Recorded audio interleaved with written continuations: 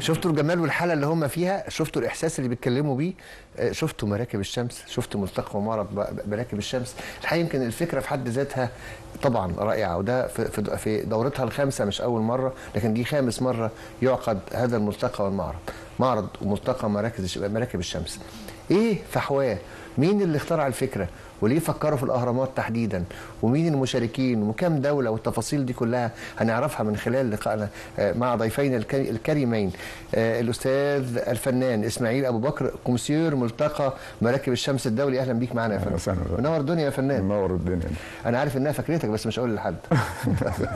والدكتور الزميل العزيز الدكتور احمد سليم، رئيس قسم التصوير السابق بكليه فنون جميله جامعه المنيا واحد المشاركين في الملتقى. اهلا بيك. اهلا بحضرتك يا مرحبا. انا نما الى علمي ان انت احد مخرجي القناه السبعه، مش كده؟ لا خالص. والله لا خالص. انت مش هو يعني. يبقى المعلومه جت لي غلط. انتوا بدلتوا كراسي مش كده؟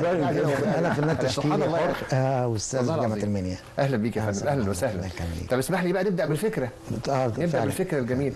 الفنان اسماعيل ابو بكر، كومسيور ملتقى مراكب الشمس الدولي. الفكره والاسم جات لك امتى وازاي؟ احكي لي. الفكره انا كنت بسافر كتير اوروبا، فمعظم اصدقائي هناك فنانين عايزين يعرضوا في مصر. فبنعرض فين؟ طب قاعات لا، اوبرا وحاجات كده يعني، حاجات مقفوله لا، خصوصا ان هم بيعشقوا مصر والنيل والاهرامات والحاجات دي. فكانت الفكره ساعه تحريك مركب خوفو من الهرم للمتحف الجديد. انا كنت موجود فشفت بوكس كبير بيتحرك، فتخيلت ان ده ممكن يبقى قاعه، على اساس ان احنا عندنا نايل كروز كتير في النيل من القاهره لاسوان، ففيها قاعات النايل كروز حلوه جدا واضاءه جميله. فقلت يعني لو المعارض تبقى في النايل كروز اعتقد ان هو ممكن يجذب يعني فنانين اجانب من كل حته في العالم.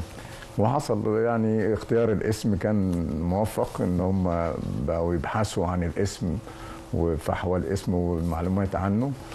وقد كان عملت قبل كده في نايل كروز 4 مرات، والمره دي كانت على يعني فيو الهرم، احد الفنادق المشهوره. فربنا وفقنا في الاسم. بس هو النايل كروز عند الهرم ازاي؟ انا مش لا كنت قبل كده كان نايل كروز.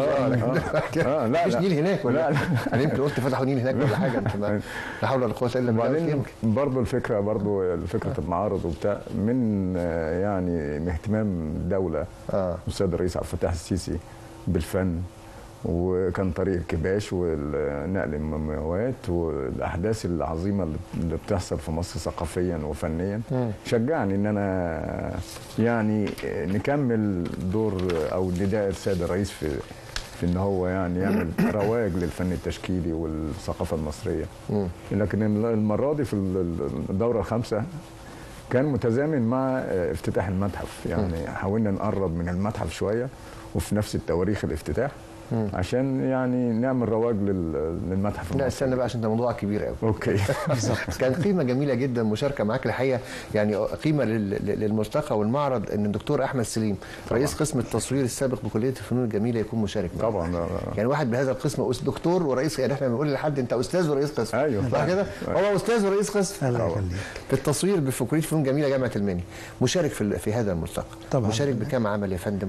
وايه اللي خلاك تشارك في هذا المؤتمر؟ انا يمكن فكره مراكب الشمس من اول نشأتها يعني كنت انا معجب بالفكره جدا، وممكن شاركت في ال5 دورات قبل كده، ال4 دورات ما شاء الله قبل الدوره ال5 دي. اختيار الاماكن دايما بتبقى اماكن حضاريه واماكن تاريخيه، ومجموعه يعني بتبقى منطقه جذب حتى المجموعه الفنانين اللي بيجوا من بره من الاجانب اللي بيبقوا يعني لهم اسماء، فان انا اشارك معاهم برضو بيبقى شرف ليا ان انا ابقى موجود وسطيهم. شرف لمركب الشمس. والدعوه الكريمه طبعا بيقدمها لي كل دوره، فلازم البي الدعوه ولازم يعني بصادق في العمل معاه ان شاء الله. فالحمد لله عملت عملين، في عمل حاملات الجرار وعمل ثاني فتى من النوبه.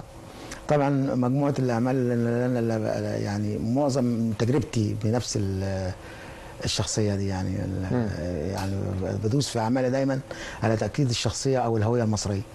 فبيبقى في تنوع في الملتقى، يعني من 35 دوله مثلا بنبقى لمجموعه مصريين، فلازم ناكد هويتنا احنا معاهم يعني في نفس الجروب او نفس المجموعه. بس فشرف ليا كبير ان انا اشارك في. بترسم بايه يا فندم؟ هو الوان الاكريليك غالبا عشان الوان سريعه في التنفيذ. دايما انا يعني بشتغل بالالوان الزيتيه وطريقه الافريسك او حاجه زي كده.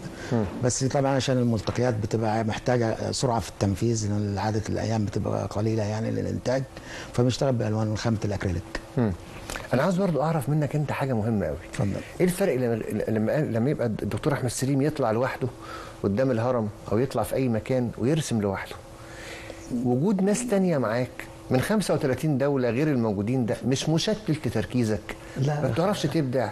ولا هو الموضوع هدف منه ايه؟ يعني انت ليه ما بتشتغلش؟ بالعكس الفنان بيحب انه يبدع ويلهم فعلا بشكل او باخر، وربنا يكرمه. بيحب الخلوه. الزحمه يعني حد يبدع في الزحمه؟ لا، هو دايما الفنان بيحب الخلوه، بس احنا طبعا عشان اكاديميين وممارسين دايما للفن، وغير كده بنعمل ورش دايما للطلبه ونقدم محاضرات بايدينا على طريقه الرسم، فما بتبقاش عائق، بالعكس احيانا بتبقى يمكن عمل ابديت فيه الفطريه او العفويه او التفاعل الذاتي، يعني وليد اللحظه، ما بقاش فيه تصميم مسبق او يعني بتبقى في تفاعل مع الاخرين كمان، بتاخد راي ده وراي ده وراي ده، فبتبقى ليها طعم تاني مختلف عن لو بيشوفوا المصري بيشتغل ازاي. لو كانوا اجانب تحديدا من 35 دوله بالظبط، يعني بيشوفوا المصري بيشتغل بيرسم بلده ازاي. المصري اللي علمه المصري هو اللي علم العالم كله الرسم والحاجات دي كلها. انا عاوز اسالك على حاجه يا استاذ اسماعيل.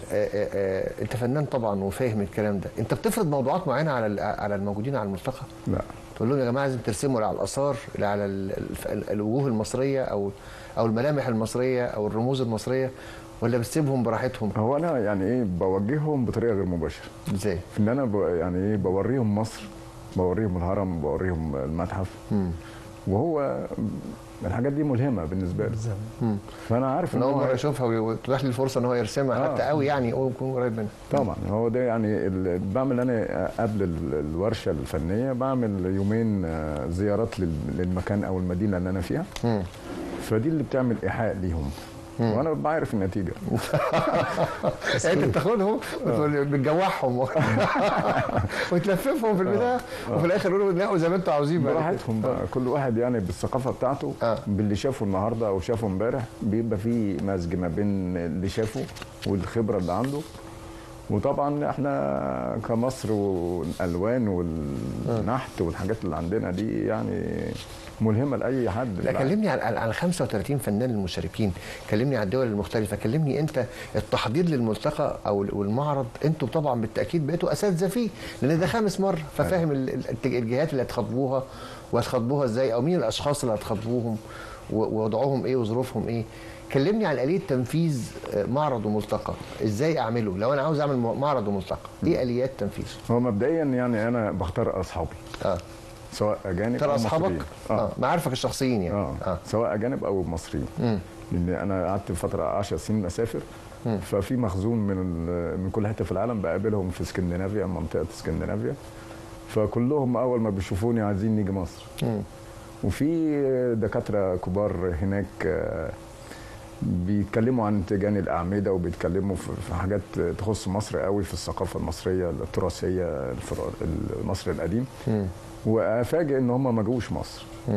فبيبقى في انفايت، يعني دعوه ليهم ان هم يجوا، بيبقوا مبسوطين جدا ان هم انا يعني ايه مش بعمل يعني مش بفتح اشتراك كده مسابقه للي يجي. لا، انا بقول مثلا فلان ناوي تيجي، انا جاي.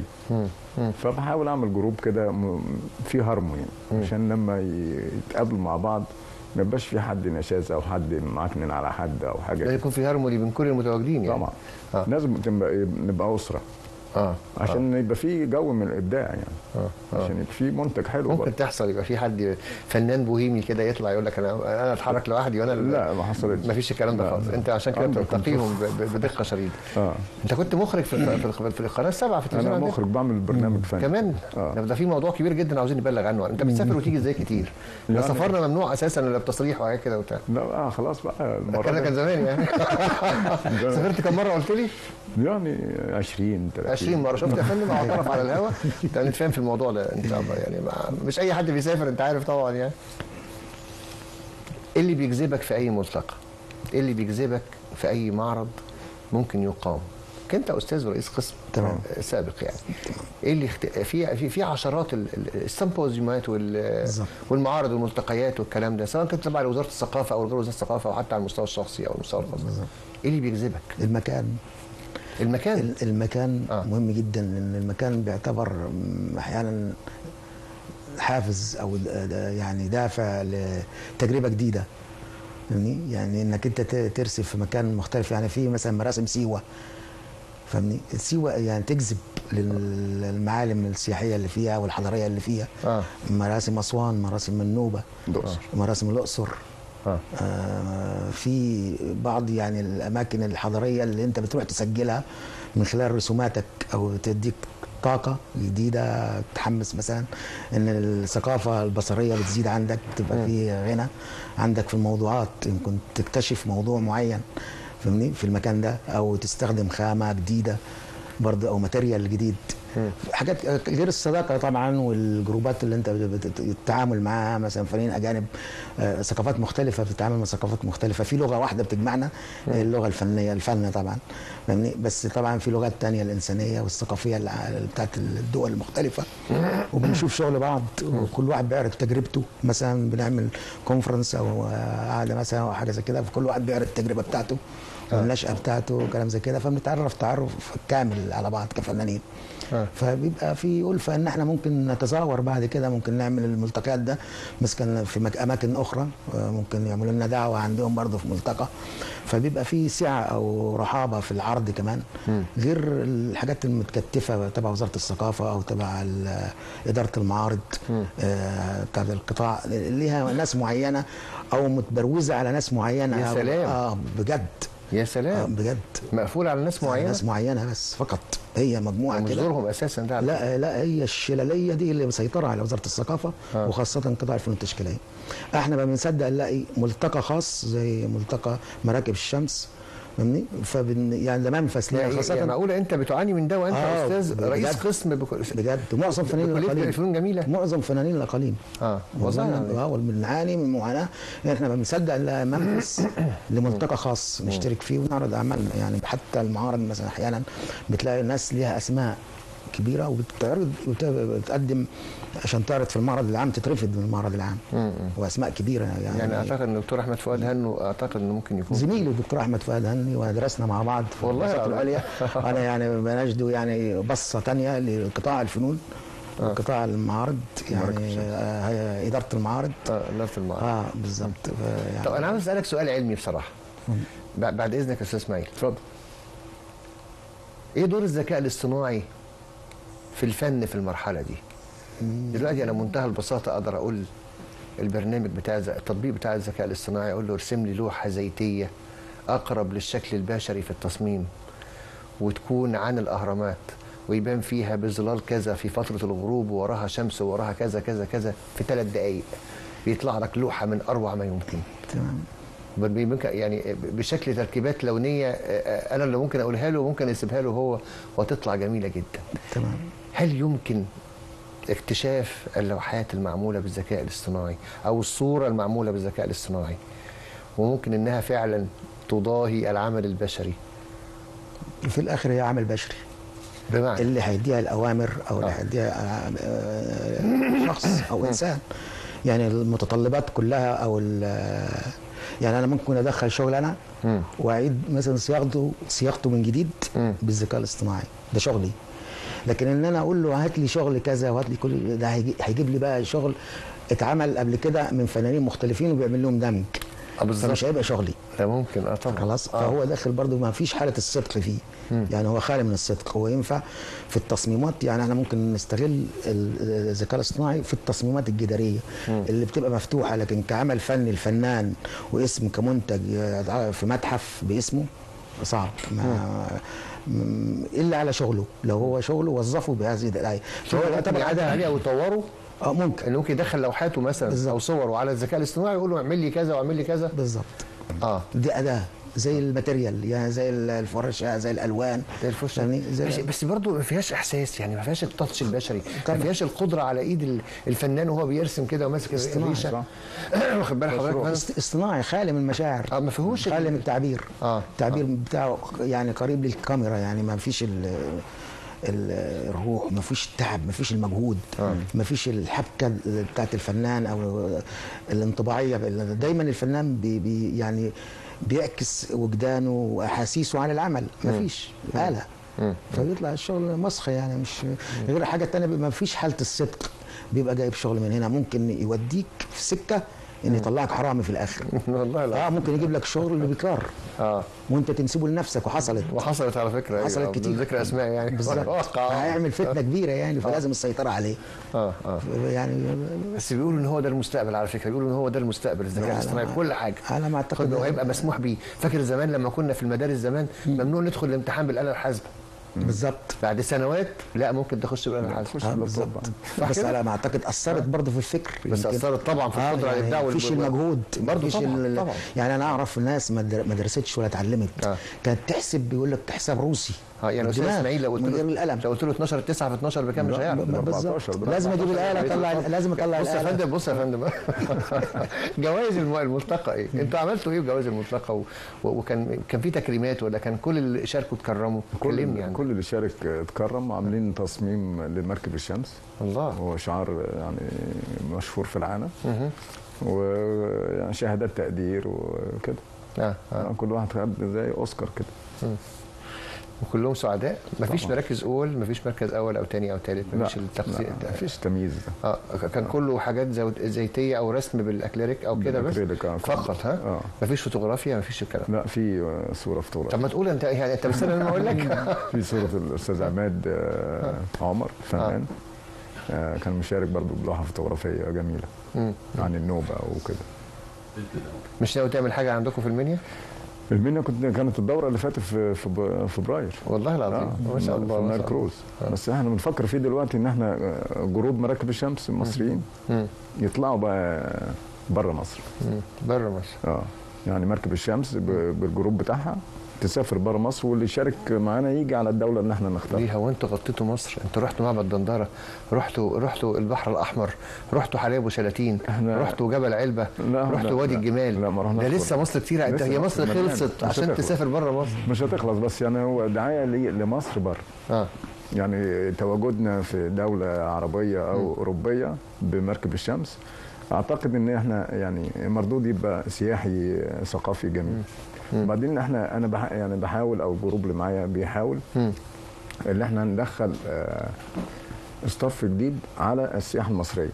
يعني معروف ان السياحه المصريه بتستقبل كل الفئات وكل الناس.